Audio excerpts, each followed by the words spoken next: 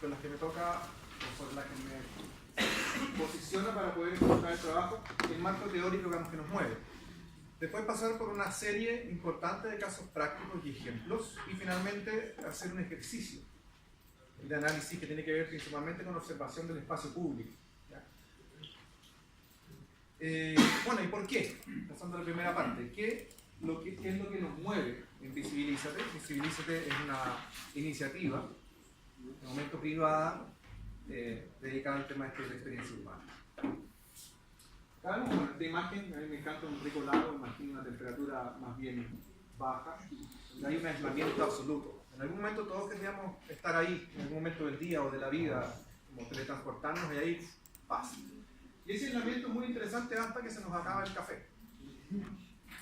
Y en ese caso pasamos y volvemos a ir, digamos, hacia una palabra que yo sé que es súper rebuscada y nos la pongo ahí rebuscada para mostrar que, uy, muchacho, qué cantidad de lenguaje tiene, sino que porque es tan rara que es más fácil quizás que se nos incorpore. Y tiene que ver con la capacidad o con la cercanía.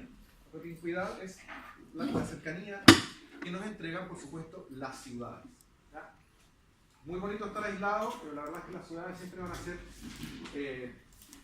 mucho más atractivas. Nos regalan la cercanía, poder estar intercambiando, poder estar en contacto con los demás, poder desarrollarnos, propician un desarrollo creativo y por supuesto también nos es más fácil acceder a servicios y otras cosas como educación, salud, trabajo, etc. Y también nos permiten al mismo tiempo, si queremos estar aislados, aislarnos dentro de la misma ciudad, pese a que tengamos una persona al lado de otra. Las ciudades fueron creadas para acercar las cosas, y mientras mejor hagan su trabajo, más exitosas serán. Esta es una frase del libro Walkability de Jeff Speck, y concentra, digamos, de forma muy simple cuál es esa gran virtud, que es lo que plantea Edward Glesser en su libro El triunfo de las ciudades. La gran virtud urbana es poner a la gente en contacto, en comunicarnos. Estamos en un contexto de una tercera revolución que ustedes siempre se me confunden, como eso es como lo que el tema que se plantea generalmente. Y muchas veces nos encandilamos con la tecnología a disposición en ese momento, pero lo importante y el gran desafío que yo sé que tiene el FabLab es en fondo a poder hacernos preguntas mucho más relevantes y ver con qué tecnología finalmente nos vamos a apoyar para poder resolver esas preguntas. Pero la gran gracia está en las preguntas que nosotros nos vamos a hacer, y esas se desprenden de lo que observamos en nuestro entorno. ¿Por qué es tan importante el tema de las ciudades? Se estima que para 2030 ya el 60% de la población mundial vivirá en áreas urbanas. Vuelvo al tema de sacarle partido a la cercanía. Esa propicuidad se puede transformar en una pesadilla gigante, con problemas de salubridad, problemas de redes de distribución, problemas de comunicación, finalmente en un infierno si no somos capaces de llevar las ciudades y sacarle el mayor partido que podamos a esa cercanía. En el caso de Chile, cerca del 90% de la población, según el último censo 2012, 87%, pero hablemos de cerca del 90%. O sea, de los poco más de 16 millones de habitantes que tenemos en Chile, ya ese 90% vive en ciudades, por lo tanto para el país tiene una relevancia muy grande, como un país que es el primero en desigualdad en el ranking, lo que es el grupo de países de la OCDE. Entonces, claramente, si es importante el tema de las ciudades a nivel mundial, para nosotros es crucial como país para alcanzar los objetivos que están planteados. Yo eché un montón porque me pusieron el micrófono y no se escucha bien. Sí. ¿Estoy hablando fuerte? ¿Es necesario?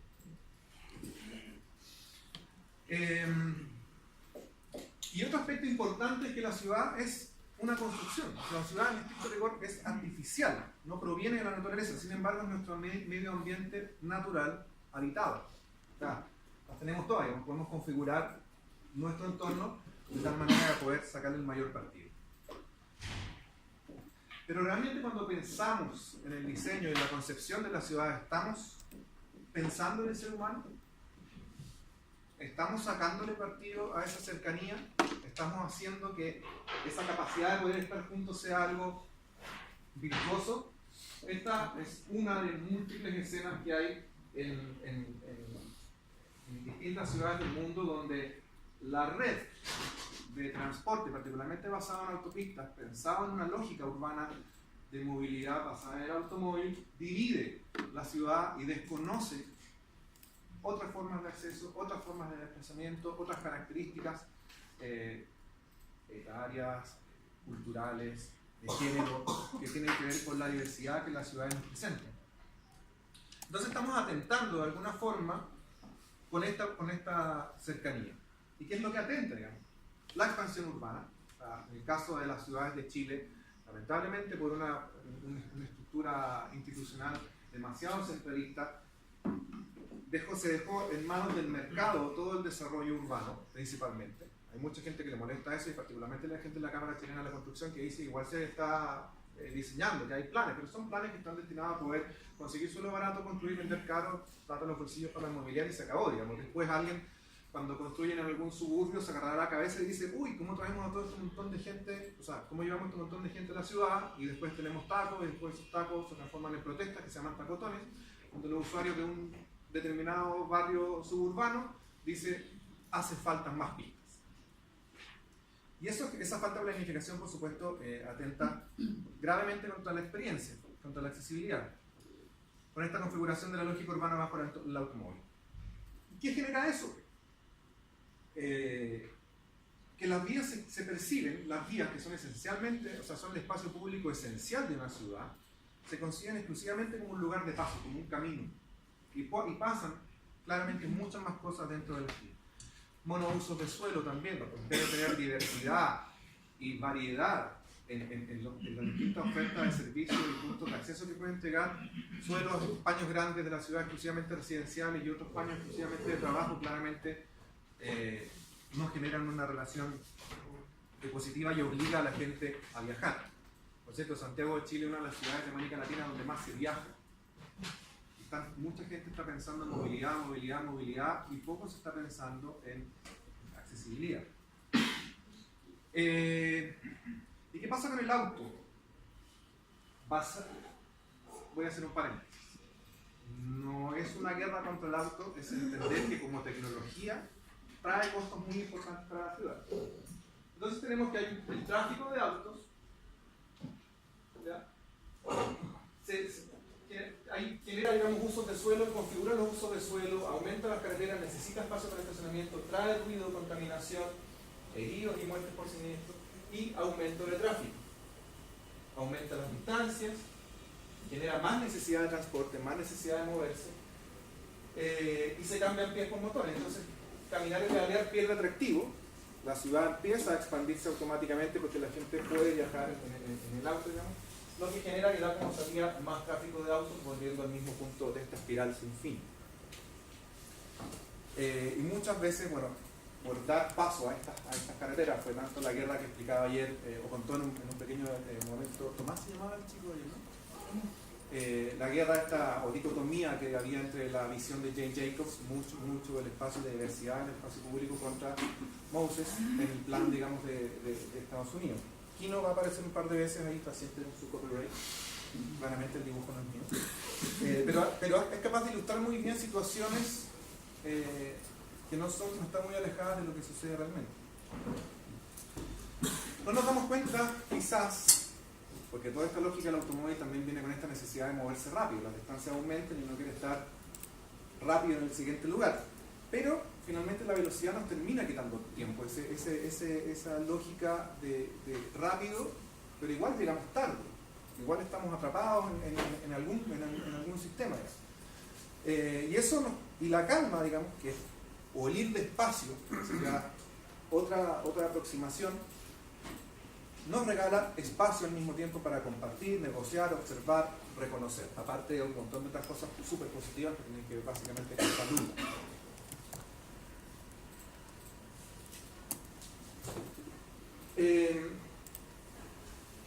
Previo a estos 6 años de dedicarme profesionalmente a este tema y apoyar a distintos organismos internacionales, trabajé 12 años diseñando experiencia de usuario. Básicamente era una persona encargada de una empresa de tecnología en diseñar interacción humano-computador, resolver casos de uso y ver, digamos, cómo un usuario a través de un sistema podía lograr determinados objetivos. Cuando decidí cambiar de giro no sabía cómo llamarle a lo que estaba haciendo y finalmente los principios de la experiencia de usuario, o sea, no hacer a las personas pensar, hacer siempre el camino más fácil, la resolución de un caso de uso de forma intuitiva, coherente, etcétera, son perfectamente aplicables a la ciudad. Y esa experiencia urbana tiene que ver con cómo nos sentimos en el entorno urbano, cómo nos sentimos en nuestra ciudad, cuál es nuestra relación emocional con el entorno habitado, ese espacio colectivo y finalmente cómo ese espacio urbano, pensémoslo como un sistema, al mismo tiempo cómo apoya el logro de los objetivos que cada uno de nosotros pueda tener.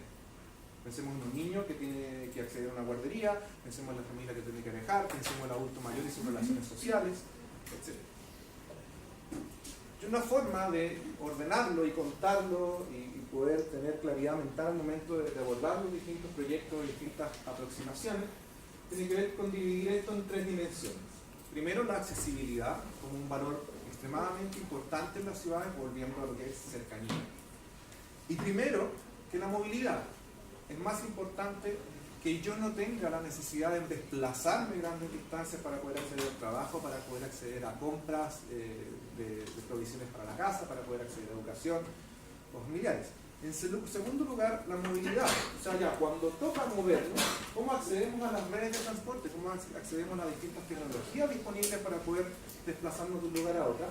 Y por supuesto también hablamos de la infraestructura provista en la ciudad para poder movernos. Y finalmente la permanencia, que es esta dimensión donde concebimos las vías, que son el espacio público esencial, como espacios para estar, para manifestarnos, para simplemente conversar con otras personas, reunirse, etc. ¿Se va entendiendo más o menos cómo baja la cosa, no? Si voy muy rápido, me avisan. Si quieren hacer alguna pregunta, interrumpirme, háganlo con completa libertad.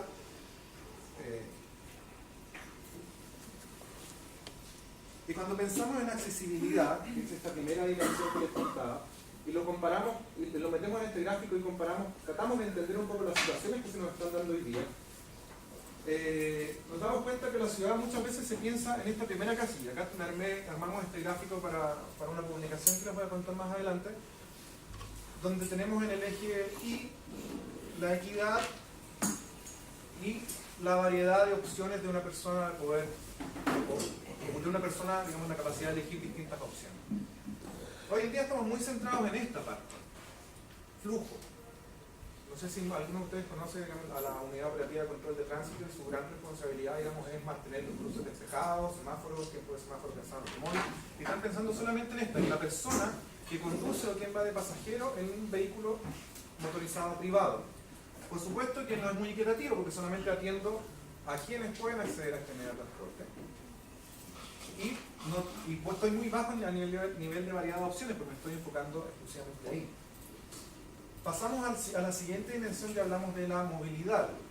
Ok, la cantidad de opciones aumenta, el transporte público aparece como un protagonista importante y por supuesto en cuanto a equidad, por supuesto que aumenta mucho más fácil, mucho más masivo, mucho más amplio el acceso que la población tiene al transporte público dentro de la ciudad. Si ponemos la dimensión de precio en el transporte público, probablemente esto baje un poquito, pero me entienden el punto.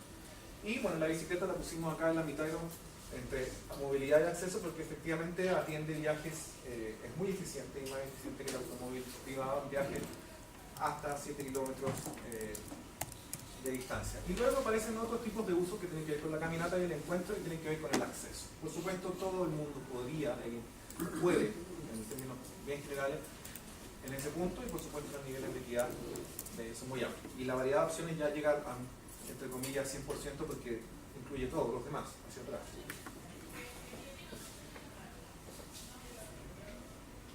Otro pilar importante que tiene que ver con el transporte sostenible, en el fondo, cómo las tecnologías que están a la disposición para poder movernos y acceder a la ciudad, las distintas tecnologías, cómo son trabajadas, cómo son concebidas. Sinceramente, apoyan los objetivos de sacarle mayor partido a la cercanía de nuestras ciudades. Estos 10 principios del transporte sostenible los viene trabajando ya hace algunos años en un proyecto que se llama Sustainable Urban Transport de la GIZ, que es la Agencia de Cooperación Alemana, que ha hecho un excelente trabajo y tiene una cantidad de documentación muy amplia en esta materia. y últimamente he estado dándole harto énfasis a este tema de los 10 principios. El primero, ciudades compactas y a escala humana, esencial para poder cumplir nuestro objetivo. Optimizar la red vial y sus usos. Pensar en un desarrollo orientado por el transporte. El desarrollo orientado por el transporte básicamente, les voy a poner de ejemplo la línea 7 que se anunció, la línea 7 del metro, que hace algunos meses, un mes y medio atrás se anunció. ¿Y qué es lo que sucede con este anuncio? Se insinúa el trazado que va a tener esta línea, se define el trazado por zonas que por supuesto no están fuertemente desarrolladas inmobiliariamente y los suelos suben automáticamente. ¿Y qué es lo que sucede? El privado va y entra y ya empieza a pensar en futuros desarrollos que va a ser a lo largo de ese corredor. ¿Ya? Lo cual está bien. El problema es que esos desarrollos nuevos que vienen no están regulados por el Estado, no están fomentados ciertos usos o ciertos tipos de infraestructura, cosas de sacarle mayor partido a esa red. Por ejemplo, vivienda mezclada con comercio, establecer nuevas centralidades, etc. Que es contrario a lo que sucede con las urbanizaciones, como lo decía anteriormente, que tiene que ver con la expansión urbana. Se arma un conjunto, una gran zona de expansión urbana, como lo pudo haber sido en su momento Chicureo, como lo es Chicureo y más allá, donde se ponen las casas, pero no se ponen las redes. Entonces lo que propone ese principio es primero la red de transporte para luego pensar en desarrollo de forma inteligente. Incentivar la caminata del pedaleo, otro elemento clave. Implementar mejoras en el transporte público, claramente hay una cosa que incluso mis papás, que por lo general utilizan el automóvil, el vehículo, el auto, digamos, siempre me dicen, ok, pero ¿qué alternativas tengo? Me encantaría no hacerlo. ¿Qué pasa con nuestro transporte público? ¿Qué pasa con la capacidad de acceso a las redes de transporte público? Controlar el uso de vehículos, de acá, que básicamente se trata en general de traspasar los costos o las externalidades negativas que tiene el automóvil a quien usa el auto. Tarifas de estacionamiento, tarifas de congestión, peajes urbanos, etc. La promoción de vehículos limpios, comunicar las soluciones que se estén logrando, o sea, es muy importante desde el punto de vista del transporte y las mejoras que se vayan implementando, poder percibir qué es lo que está sucediendo con nuestra red de transporte y poder comunicar esos datos de forma adecuada. Y finalmente ejecutar los cambios de manera integral, o sea, de nada saco yo a escala metropolitana, construir una pequeña red de ciclovías o unas ciclovías al mismo tiempo no estoy haciendo gestión de estacionamientos, cosa de limitar el uso del automóvil privado y no estoy implementando mejoras en el transporte público. Claramente esto tiene que ser de forma integral. Eso, por si les interesa a alguien más profundizar en eso, lo describe muy bien el informe de la Comisión Pro Movilidad, un nombre raro, pero que lideró Germán Correa y que fue lanzado, ese fue el año 2015 o finales del 2014. Entonces él plantea ahí cosas, o sea, se plantean los resultados de esa convención cosas muy interesantes. Otra aproximación que permite ir comprendiendo mejor estos conceptos tiene que ver con el ASI, que es un enfoque que viene del acrónimo inglés de la Avoid, Shift and Improve, evitar, cambiar y mejorar. Nace con motivos más bien para el logro de los objetivos medioambientales. Entonces tiene que ver con unas primeras estrategias que se tienen que aplicar al momento de pensar o repensar cómo estamos administrando nuestra red de transporte.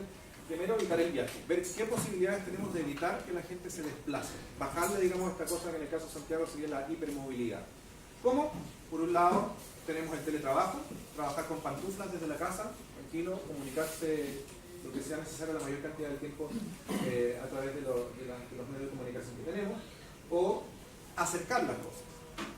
Ya, terminar con el asentamiento, uso mixto de suelo, crear nuevas centralidades, cosas que tienen que ver con planificación urbana. Segunda dimensión sería cambiar, poder incentivar a las personas a dejar el vehículo, las tecnologías menos eficientes para pasarse a tecnologías mucho más eficientes, en cuanto principalmente a uso de espacio y fiabilidad en los tiempos de viaje. Y en tercer lugar, mejorar la eficiencia tecnológica y tecnología vehicular, particularmente eficiencia de los motores o las redes de comunicación que nos permiten administrar estas redes. Las cosas que, por ejemplo, Transantiago carece, saber dónde está el bus, cuándo viene, la regulación de frecuencia de esos buses, etc.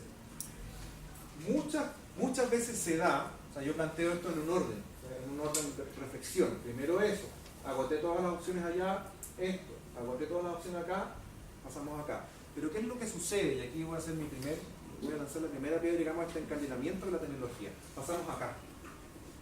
Directo, o sea, auto eléctrico,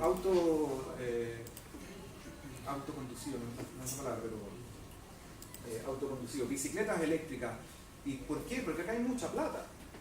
Y llegó el chino, y el chino llega acá a cualquier país en América Latina, te regala 3 buses, todo el mundo queda feliz, aparece un intendente que dice tenemos bus eléctrico, estamos avanzando hacia la sostenibilidad, pero nos olvidamos de ver qué políticas estamos implementando en esos primeros pasos. Efectivamente acá hay mucha plata, algunas estrategias que se están utilizando a nivel internacional, a nivel de cooperación, es recibir efectivamente y generar las dinámicas de negocio acá, pero mientras estas me financien acciones que tienen que ver más con gestión de suelo y política que van de ese lado. Veremos cómo va a funcionar. Si con esto lo puedo contar un poquito mejor, ya como para cerrar esta parte, una dueña de casa o un dueño de casa tiene que comprar sus cosas. Esto es Alemania, igual tiene una mujer acá. Vamos acá también acá. Tiene que comprar sus cosas. Entonces la primera decisión es cuán lejos tengo que ir para poder conseguir lo que necesito comprar. Entonces puedo reducir o evitar con mejor planificación de suelo, reduciendo la necesidad de viaje. Ok, no tengo nada cerca. Segunda decisión, ¿qué modo de transporte debería usar? Transporte público, bicicleta, auto o un vehículo motorizado. Ok, qué lástima, tengo que ocupar esto, tengo que ir súper lejos a comprar un lápiz. ¿Qué opción? Ojalá elegir modo de transporte con tecnología más limpia. Acá ponen un auto chiquitito versus una super Hammer petrolera, claramente para ilustrar el tema. En el contexto que estamos hoy, en el contexto que está este curso, claramente si esta persona necesita un lápiz o necesita, no sé, póngale el nombre, podría eventualmente imprimirlo en casa y ya reduce la necesidad de viaje. Entonces empezamos a hacer match entre la importancia que tiene el contexto general del curso y qué es lo que pasa con la ciudad y particularmente con la saturación de nuestra red de transporte. Y los alemanes, en la parte del shift, se explica muy bien esto, que esto está traducido del alemán al colombiano. Esto lo utilizamos en la guía de ciclo de infraestructura para Colombia. Empujar, push and pull, entonces empujar a la gente hacia acá, y de acá yo tengo que hacer acciones que permitan también atraer la gente a utilizar estos modos de transporte.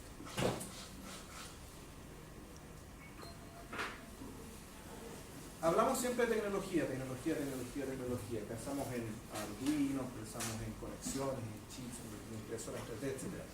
Pero tenemos tecnología del pasado, presente y futuro. Y se concentra esencialmente en este invento, que ya cumplió 200 años en julio pasado.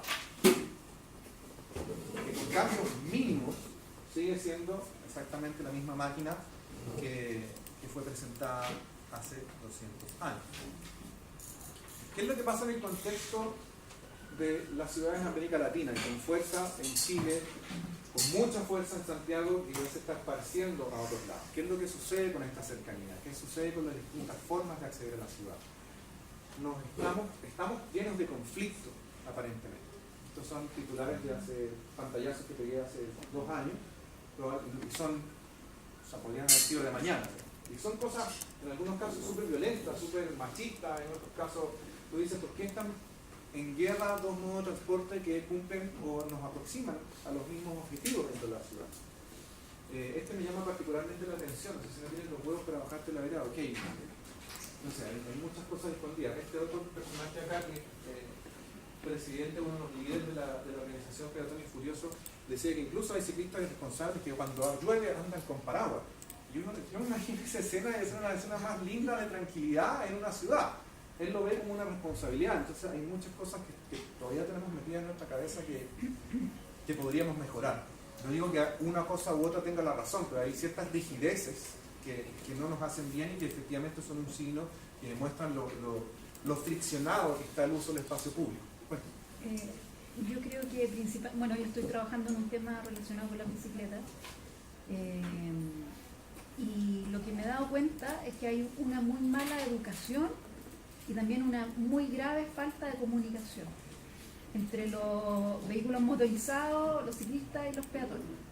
O sea, de partida, por ejemplo, los vehículos motorizados le hace un auto, no ven al ciclista como una persona, lo ven como un medio de transporte, como un objeto. Entonces se dan la atribución, por ejemplo, que a mí me ha pasado, esto es una experiencia personal, por ejemplo el Lion. Yo a veces voy por la calle, estamos implementando una aplicación que lo que busca es llevar a los ciclistas por calles más seguras, etc. Entonces pasa que si ven que hay una ciclovía y tú vas por la calle, se sienten en el derecho de tirarte el auto encima. Penas del infierno. No, de tirarte el auto encima con el peligro que eso conlleva, porque ellos sienten que tú no tienes derecho a andar en la calle. Entonces hay un problema grave de falta de comunicación. Y por otro lado, hay una falta muy grande de educación, tanto por parte de los ciclistas que se suben a la vereda y andan en la vereda, digamos, a toda velocidad sin darse cuenta de que eso es el lugar de los peatones. Entonces, al final te das cuenta que es un tema principalmente de educación, para que no pase eso. O sea, si te respetaran en la calle, no tendrían necesidad de andar por la vereda. Pero como no pasa eso, ese es el problema grave. Claro, mira, yo creo que una aproximación que a mí me ha servido mucho para poder expresar estas cosas que planteas en distintas mesas de trabajo tiene que ver con buenos modales y etiquetas en el espacio público. Y básicamente, yo no soy muy amigo del tema de la educación como concepto en materia de tránsito particularmente, porque los contenidos educativos están secuestrados también por el auto. Si cualquiera de ustedes agarra la ley de tránsito, va a la compra en un kiosco, creo que ahora está a 5.900 pesos, el 80% de la información que viene ahí es para automovilistas. El 80%. Entonces, cuando uno habla de educación vial y va a la Conacet Carabineros, lo que están haciendo es, por ejemplo, Carabineros con jardín infantil que sube a todos los niños en un autito y que los disfraza de auto en muchos casos, y está haciendo la educación desde dentro del volante. Entonces, es complicado pensar la educación desde ahí. Sin embargo, o sea, con eso en cuenta... Me refiero a educación cívica. Sí, es que ahí voy, por eso digo, buenos modales en el fondo, en el espacio público, que nos cuesta mucho. O sea, pensemos desde las celebraciones universitarias que terminan después en destrozos, o lo que sea. Y en el fondo ahí creo que la infraestructura provista tiene mucho que ver. Cuando es confusa, y lo vamos a ver más adelante, cuando es confusa y todo eso genera ese tipo de... Es que yo creo que el problema principal es que el automovilista cree que su auto es una continuación del living de su casa. Entonces cuando tú te das cuenta de eso y siente que una persona está como invadiendo ese espacio, sobre todo en una sociedad tan agresiva y tan violenta como la chilena, que acaban de matar a un tipo porque le robó el celular a otro, entonces te das cuenta que es muy peligroso andar en la calle. Por eso dice eso, porque realmente, entonces si tú no educas de alguna manera a que haya una mayor empatía entre los medios, están liquidados. Ninguna política que tú trates de implementar va a resultar. Claro, es que bueno, tú tienes claro con una palabra, es empatía. Disculpa, en base a tu comentario con respecto al tema de la educación vial, que el 80% para los vehículos y esa postura, tú planteas entonces que debería existir una ley o una adecuación aparte para el tema de la bicicleta, o una ley especial para la bicicleta para el uso compartido en el espacio público. En el caso, mi ejemplo, con la ley... ¿No le basta la ley de tránsito? No. Lo que pasa es que en el caso de la ley de tránsito como documento, porque estoy pensando en el acceso a la información de tránsito, que es básicamente la forma en que se distribuye eso, es por una óptica desde el volante, digamos, con estrategias educativas que tienen que ver con disfrazar a los niños de auto, ponerle circuitos, que cuando tú quieres acceder al contenido, que es ir a un kiosco y comprar la ley de tránsito, porque a través de internet y verla en la página de la Biblioteca del Congreso no es accesible, ese contenido no está diseñado, no es fácil de asimilar. El 80% de ese contenido al cual tú estás accediendo está pensado más que nada en la tenencia y mantención de vehículos motorizados, más que en los buenos modales como transversales de acceso al espacio público. Esa es la diferencia. O sea, si agarráramos con un punto de vista de diseño y facilitar el acceso a esa información, tendría que ser distinto. Pero la ley de tránsito es una que rige para todos. Es una que rige para todos, efectivamente. Por lo tanto, en este caso, si los ciclistas para compartir el espacio público de los vehículos, también deberían regirse bajo esas mismas normas. Sí. Yo no estoy discutiendo o desafiando el hecho de que no tengan que asociarse. Estoy diciendo que cuando tú compras, cuando quieres acceder al contenido y ver cuáles son mis derechos, por ejemplo, como peatón, o de un niño en el espacio público, que también es tránsito, trata de buscarlo en un libro, en una cosa de 120 páginas, donde el 80% de ese contenido está dedicado a autos, y mucho tiene que ver con mecánica y tenencia de vehículos motorizados, más que las cosas generales que deberían estar en una ley más accesible. Yo creo que gran parte de la educación, más que referirse a la ley de tránsito, debería ser informarle a la gente. El 74% de los accidentes fatales que se producen en el tránsito se producen en las esquinas, por ejemplo. En México implementaron un sistema que se llama Pasos Seguros, que fue específicamente para informarle, para darle a entender a la gente que tomara más precaución, sobre todo a los automovilistas, que son los que causan la mayor parte de los accidentes, para darle a entender que se tienen que fijar en las esquinas para los dos lados, que pueden atropellar a tanto un ciclista como pasó hace poco con una señora que atropelló a una niñita que iba al colegio. Entonces, yo creo que eso es lo que falta, más que una educación vial, o sea, una educación de que todos tenemos derecho a usar el espacio público y que el espacio público no es para el auto, el espacio público es para las personas y que el 100% de las personas somos en algún momento del día peatones. Entonces, eso es lo que a nadie le queda claro. Y el tema tiene mucho que ver con la inversión en infraestructura. Exactamente. Si tú te das cuenta que para el 4% no sé cuánto representa, o el 20% no sé cuánto representa el auto, se ocupa más del 80% de la inversión en infraestructura, te das cuenta que hay un error de concepto. Efectivamente, las cosas están desequilibradas y tienen que ver con políticas más que ponernos a agarrar, a establecer conflictos entre usuarios. O sea, al final, como bien tú dices, todos somos ciudadanos con exactamente los mismos derechos hacia el espacio público. Que una persona conduzca automóvil casi el 100% de su vida y otra persona va en bicicleta no significa que uno sea mejor que otro. Sin embargo, tenemos que apostar y apuntar a esa buena comunicación. Y este tema se vincula perfectamente con esta parte que viene, que lo planteo con las 3 I. Informalidad, improvisación e incertidumbre. ¿Cómo eso afecta nuestra relación en el espacio público? Informalidad. No existen acuerdos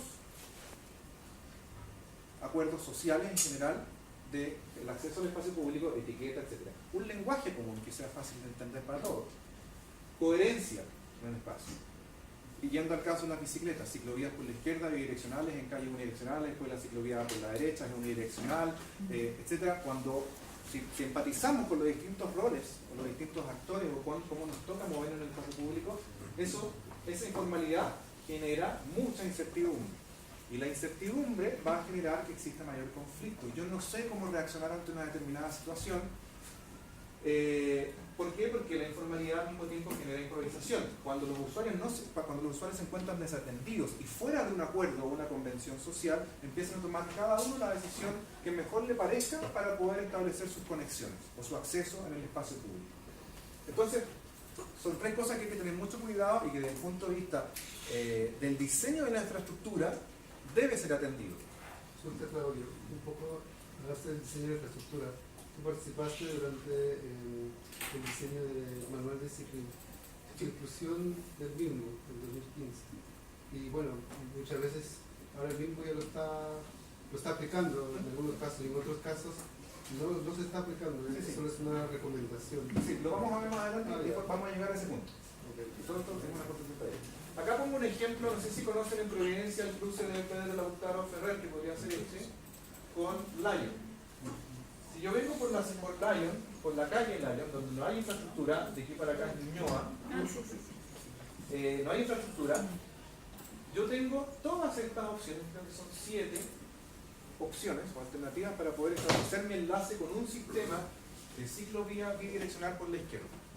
Son 2 sistemas superpuestos, el sistema vial que todos conocemos, digamos, y el sistema que se pone en las ciclovías pero que no están conversando. Hay vínculos perdidos, hay una interfaz que no existe entre este sistema y volver o integrarse de este sistema a este sistema de bicicleta. Y esto es un diagrama con el que en un momento expliqué y afortunadamente se entendió que la improvisación no tenía que ver con que cada uno de estos personajes fuera un neandertal que no era capaz de entender las leyes del tránsito, que había falta de educación. En el fondo, que el sistema no está siendo intuitivo, no está siendo coherente para poder cubrir de buena forma esos vectores de viaje. Hay otro problema ahí, que la calle de repente a cierta hora es va reversible.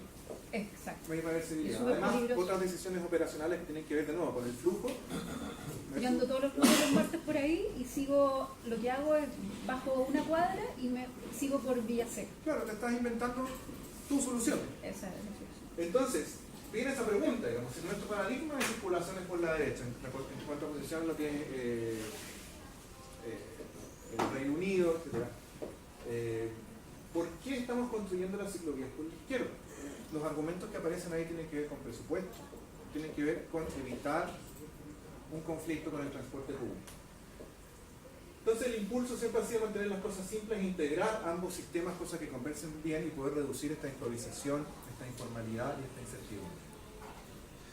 Esto fue un slide que usted dice que me lo armé para poner una presentación en Rosario, y claro, tiene que ver con que estos pedacitos de ciudad, digamos, no conectan. Entonces uno va en bici y ¿qué pasa entre una parte y la otra? Digamos? No hay coherencia. Cuando pensamos en dos tecnologías o dos sistemas de transporte, bicicletas y transporte público, generalmente vemos mucho conflicto en esos áreas. Y hay dos esquemas que tenemos que trabajar y que en Chile afortunadamente se han dado algunos pasos que tienen que ver con resolver los temas de interacción, o sea, cuando ambos modos están en operación y comparten un determinado espacio, y cómo ambos modos se integran para poder extender las posibilidades del sistema de transporte urbano. La integración, pensamos en hay una red de transporte público, ciertas actividades privadas puestas, espacio para estacionamiento de bicicletas, se puede poner estacionamiento de bicicletas en espacio público, se pueden poner las bicicletas fuera del vehículo, se pueden poner las bicicletas dentro del vehículo, todo esto depende de las características de operación. Voy a hacer un paréntesis, mucha gente insiste y tira papelitos para arriba y cohetes porque las bicicletas se pueden subir al metro en Santiago de Chile. Yo encuentro que es la idea más absurda del mundo subir la bicicleta al metro de Santiago de Chile. ¿Por qué? Pese a que es bonito como símbolo. ¿Por qué es absurdo? Metro está saturado. La bicicleta debería pensarse como un sistema o una parte del sistema de transporte de la ciudad que permita distribuir los viajes de metro, cosa de descongestionar la red de metro. Bajo ese esquema, ¿dónde se debería poner la inversión en la infraestructura? En ciclovías estructurales que sean clon de la red de metro, particularmente para poder sacar los viajes de menores distancias, sacar personas que tengan viajes de menores distancias de la red de metro y priorizar los viajes de larga distancia. El caso de los trenes suburbanos de Copenhague. Ellos se aliaron con el sistema de bicicletas permitiendo ingresar las bicicletas porque en algún momento la operación estaba en números absolutamente rojos, o sea, la subvención que el Estado estaba dando era demasiado alta, había muy pocos pasajeros de trenes, por lo tanto fue un tremendo acierto, aumentaron sobre un 30% la cantidad de viajes en el sistema de trenes interurbanos con la incorporación de la bicicleta de forma gratuita dentro de los trenes. Entonces tienen una relación, tienen que tener una relación, pero hay que ver qué tipo de relaciones que ambos sistemas van a tener. ¿No es mejor construir estacionamientos afuera del metro?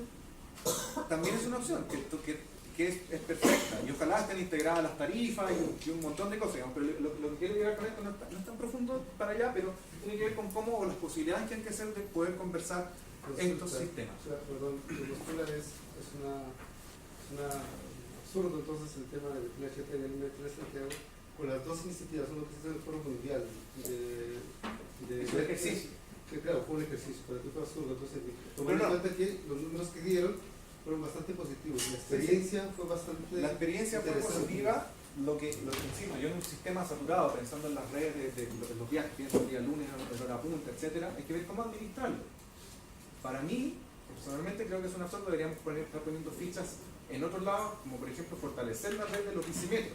Integración tarifaria para los usuarios de la red de bicimetro para poder integrarse y no pagar doble al momento que acceden a la red de metro. Pero meter la bicicleta dentro del metro, ojalá exista la posibilidad de administrarla bien, pero no es el objetivo final. En el fondo hay que verlo con dos matices que tenemos.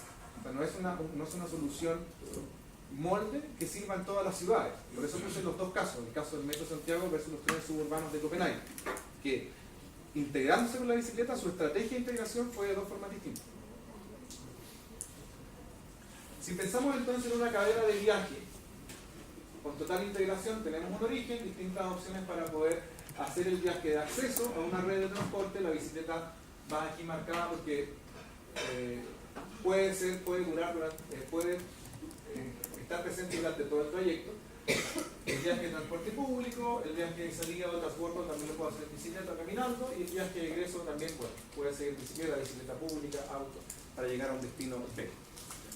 Y cuando hablamos de temas de interacción, tiene que ver con cosas de diseño. Esta ya es una imagen que sale del manual del Ministerio de Vivienda y Urbanismo, y pongo este como ejemplo. ¿Por qué? Porque en Chile por primera vez, en el caso de la Avenida Portugal, se resolvió por primera vez, con todas las fricciones que eso implicaba y con todo lo que falta por mejorar en el diseño que está actualmente implementado, la relación entre la presencia de una vía exclusiva de bicicletas con los paraderos de transporte público. ¿Por qué? Porque se empujó mucho. En este caso yo trabajaba en la Municipalidad de Santiago, en el área de movilidad. Presionamos bastante para que la ciclovía de Portugal sea en la lógica del tránsito, o sea, vaya por la derecha y no haya vectores extraños ni cosas complejas en el sistema del mismo eje. Parte de la propuesta era hacerla por el medio, por ejemplo. En Portugal, con una ciclovía direccional medio, ya imagino la pesadilla que hubiese sido cada esquina, cada cruce de eso, o solamente por un lado y bidireccional, lo mismo. Toca ver y estar muy atento a que se siga mejorando el sistema y no quede ahí en el abandono, como sucede con la mayoría de las intervenciones que hacemos en Chile. Miguel Olivar está implementando un plan de movilidad que está bastante bien. Se han construido muchos kilómetros de ciclovías con estándar europeo, así que Sí. por suerte va ahí muy bien Sí, aspectado. me tocó asesorarlo en el municipio y fue un plan que durante la administración pasada me tocó también postularlo a un premio internacional, premio que la Municipalidad de Santiago ganó y que resolvió finalmente con una conferencia que trajo mucha gente de afuera a ver los avances que ha hecho Santiago. Es un premio que mucha gente se reía, como le dan a Santiago el premio de transporte sostenible.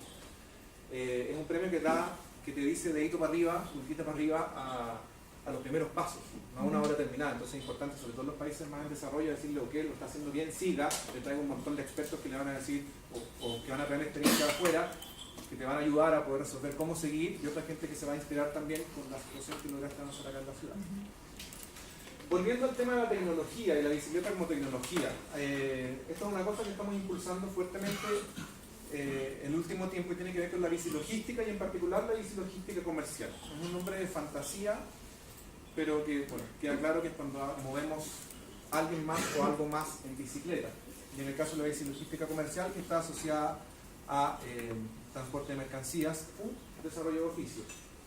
De nuevo, las bicicletas de carga están presentes desde el comienzo del siglo XX, particularmente en el uso por panaderos, carniceros, muchos abogados y médicos que en su momento transportaban su instrumental o papeles legales.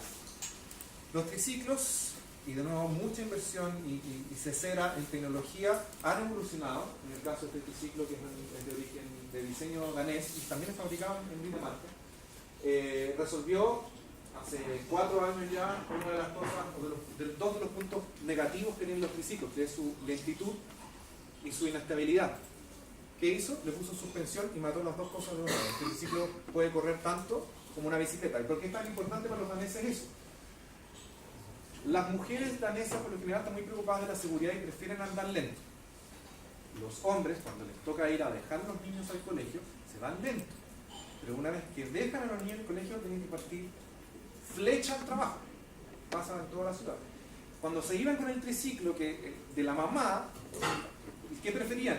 Dejar una bicicleta en el jardín infantil y dejar el triciclo ahí y partir de su bicicleta. Esta cosa como que entró a atender eso.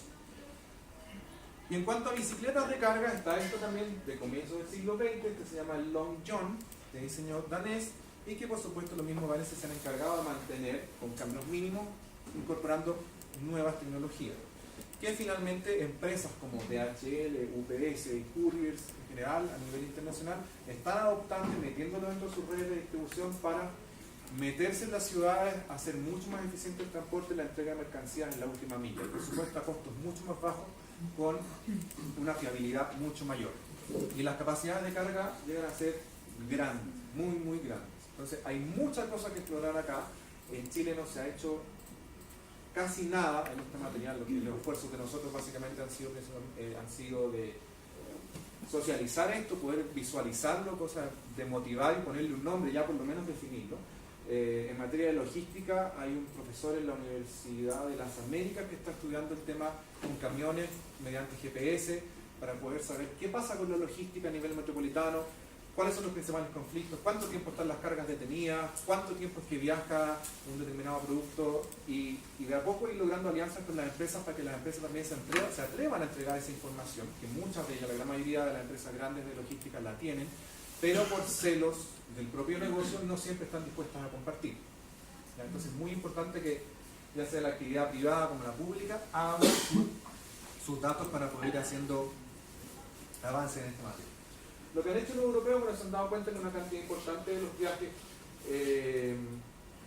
urbanos, el 25% de los viajes totales en ciudades de la Unión Europea tienen el potencial de transformarse y de irse a la bicicleta, y así un montón de datos más. Este proyecto, si alguien está interesado, se llama cyclelogistics.eu, y ahí hay un montón de información y están las metodologías compartidas de la Unión Europea para poder llevar a cabo este proyecto, porque trabajan fuertemente en el fondo el desarrollo de sus ciudades sea aún más sostenible. Creo que en Chile sería inviable porque esa bicicleta que mostraste al final no cabe en ninguna ciclovía.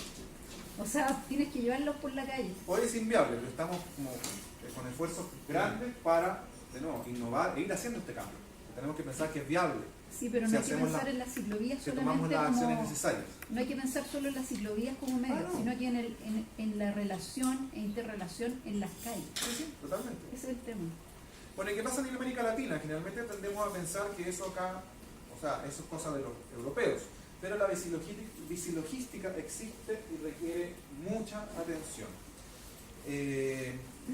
La logística tradicional motorizada genera costos en el espacio público, que tenemos gente acá reservando espacio para que pueda llegar un camión en pleno centro de Santiago desde las 10 de la mañana. O sea, esto no, es impresentable en la ciudad y hacia donde queremos ir.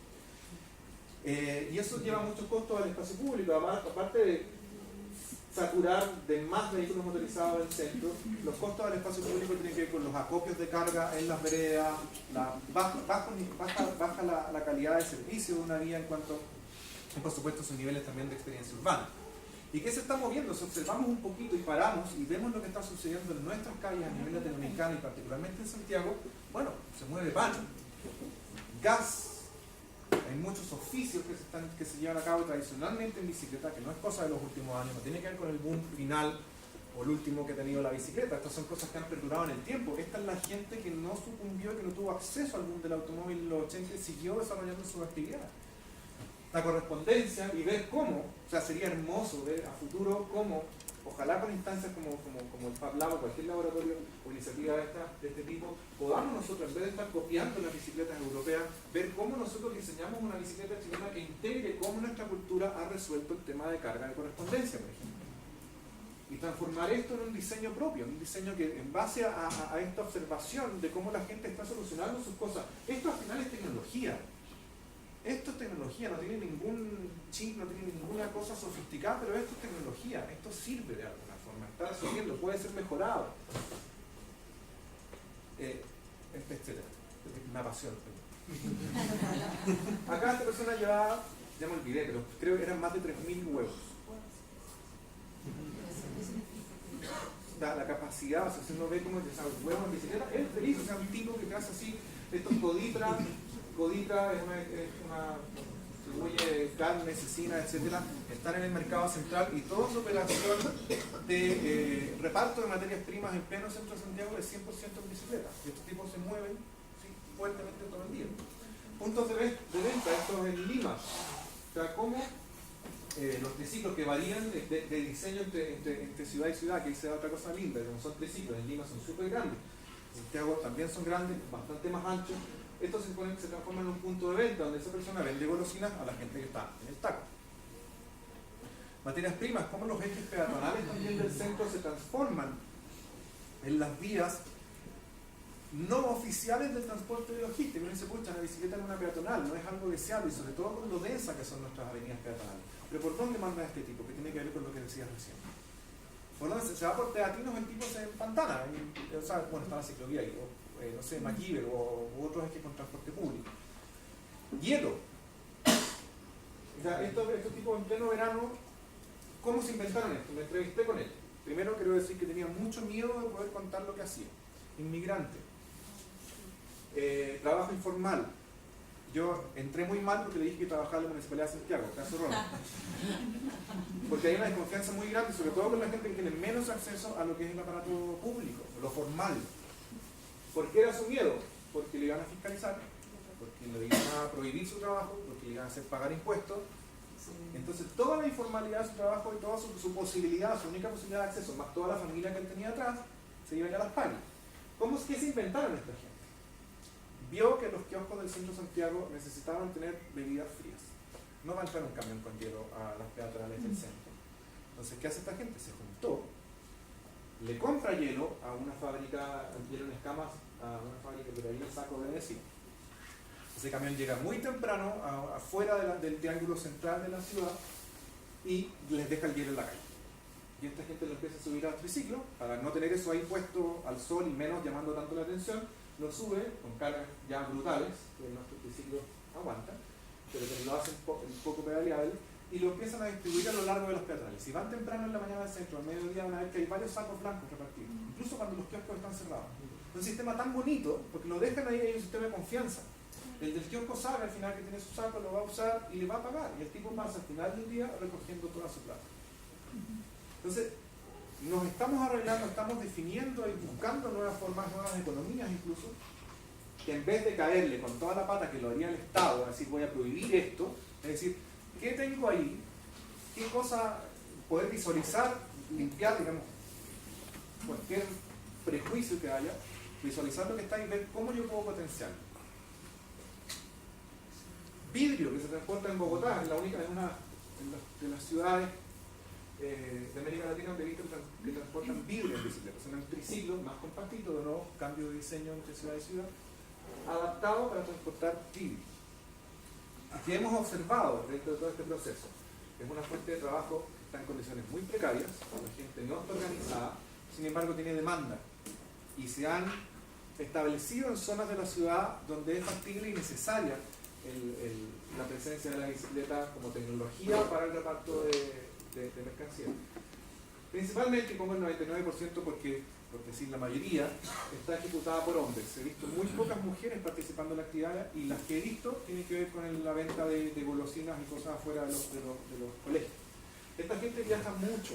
Una vez acá en la Diagonal Oriente, yo vivía en calle Colo Colo, en Ñuñoa, y por Diagonal Oriente un día pedaleando veo a la misma persona que pasaba por fuera de mi casa con su triciclo y le pregunto ¿hasta dónde va? Iba a Peñalolén, arriba a la... Sí, súper lejos, del Parque Forestal. Esa gente apenas ha tenido la oportunidad, insisto, de nuevo el tema de la cercanía, o sea, allá arriba no hay fuentes de trabajo, la fuente de trabajo está en el Parque Forestal, una distancia gigante.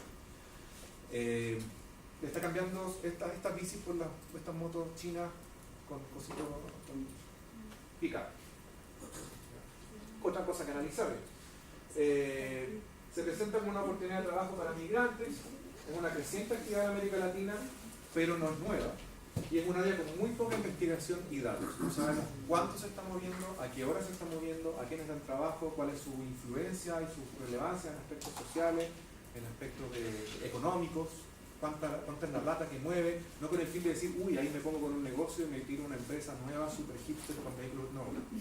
Se trata de fomentar eso y poder desarrollar elementos que me permitan observar esto y ponerlo en valor. Y ese es el desafío, poner en valor la bicilogística comercial y ojalá, desde toda la experiencia que se está desarrollando con el trabajo que está haciendo los laboratorios de fabricación digital, los makerspace, etcétera, ver cómo ya llevar ideas o acciones que permitan contestar preguntas que están de este lado que tienen que ver con el desarrollo de la ciudad.